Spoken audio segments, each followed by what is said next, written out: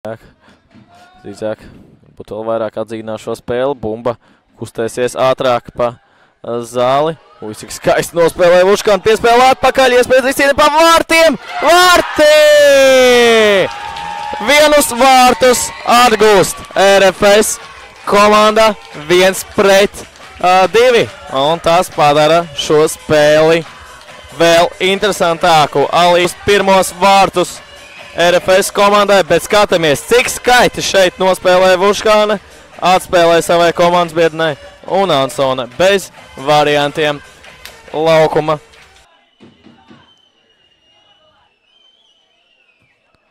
Piespēle uz Vuškāni.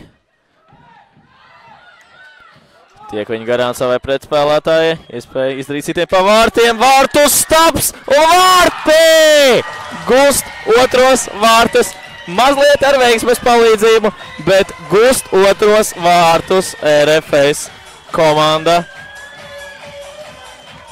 Mums tiek rādīts, ka vārds guva Vuškāna. Man liekas, ka tā nebija līdz galam Vuškāna. Tur tika izdarīts sitiens pa vārtiem. Bija Rīkošets, trāpīja pa vārtu stabu un man liekas, ka jā, vārtos bumbu